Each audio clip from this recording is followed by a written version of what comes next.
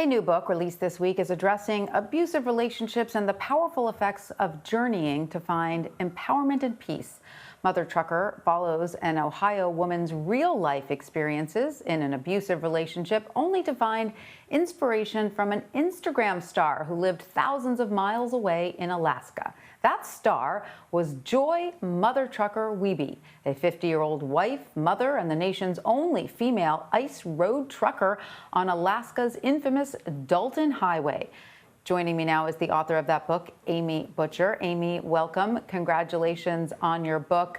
You mentioned at the beginning that in some ways stories are so important, particularly to women. That is often all they have in certain situations. So why did you think it was so important to share Joy's story with the world? Sure. Thank you so much for having me. I think why I chose Joy's story was largely that, from the way that she presented on Instagram and online, Joy was a woman of incredible strength, not only in her own body, in her own life, but also certainly in the industry that she worked, which is a male-dominated industry through and through.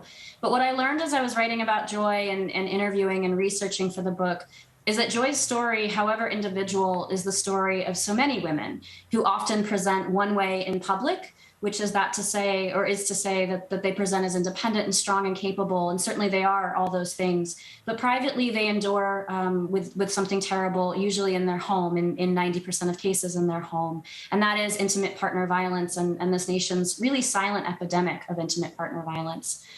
As I wrote and researched for this book, I learned 1 in 4 women and 1 in 9 men will experience severe intimate partner violence in their lifetime, to say nothing of those certainly who experience lesser forms of abuse and violence.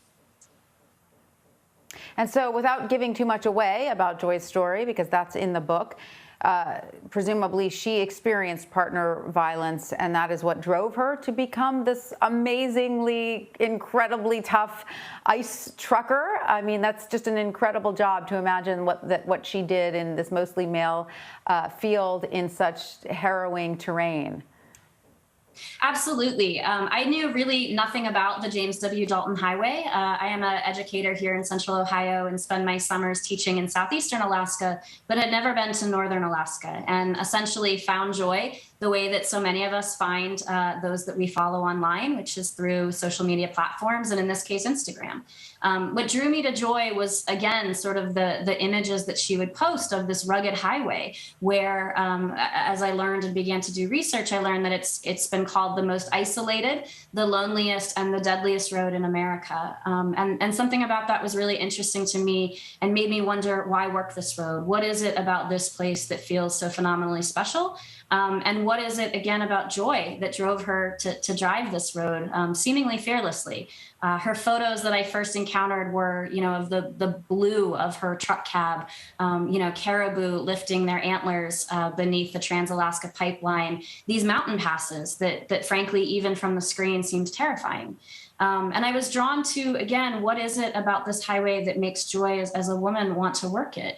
And what is that experience truly like? And I certainly had an idea of what I might encounter when I met Joy, which is to say, frankly, I expected some level of interpersonal difficulty. I imagined an environment that might not necessarily be hospitable to women.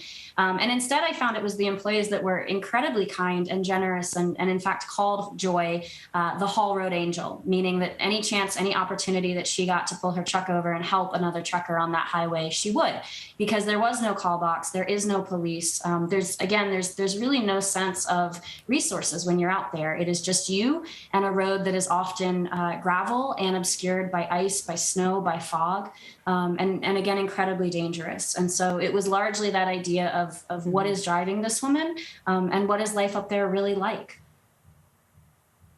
And did you find the answers you were looking for in the time you spent with Joy, which was unfortunately, of course, tragically cut short as the terrain did prove deadly, correct, for her? That's absolutely right. We embarked on our trip and spent our time together in April of 2018 with the idea that I would fly again north in September or October of that same year. And unfortunately, Joy was killed at the end of August when her truck, like so many trucks, went off the shoulder, a softened shoulder of that highway, and she was killed instantly. So in many ways, the book began as one thing, an exploration of what it means to be strong, what it means to be a woman in America, and this particular woman, of course. But I also think it highlights some of the risks so many women feel that they need to take in order to provide a livelihood for themselves, in order to provide a sense of safety and a security net should they need to leave a marriage or a partnership, and provide for a dependent child, which was the case with Joy. As I mentioned, I was in a relationship myself that was escalating. I was not comfortable using the term abusive. I used the term toxic or unhealthy, because I think when we think of intimate partner violence, we often think of it as a sort of hierarchy in which sort of only the most extreme cases, the kinds that we see in movies and on television, really matter. But it was through this journey and through the research surrounding intimate partner violence that I learned that not only was I experiencing what we classify as abuse, and abuse takes many forms, but so were so many of the women that I met and sort of interviewed with, and it was certainly true of Joy as well. And that was a crucial part of her story, a part that she felt was really important. Here's a woman who at the time had several thousand, 11,000 followers on Instagram. And to her own words, she said, essentially, they see me and they see strength, but there's a reason that I'm strong. There are things that I must do to provide for myself and to provide for my children. And that was working the highway for her. And that is, like, as you said earlier, so many women, that is what so many women feel. What do you hope that readers will take away from your book, from reading Joy's story, which is also partially your story?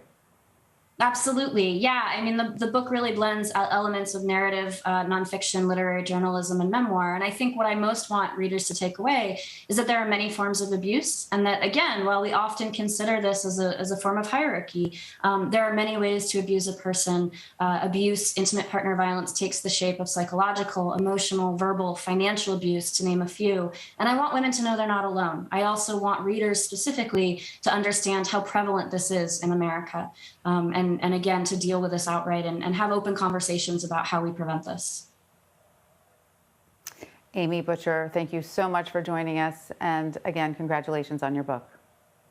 Thank you so much.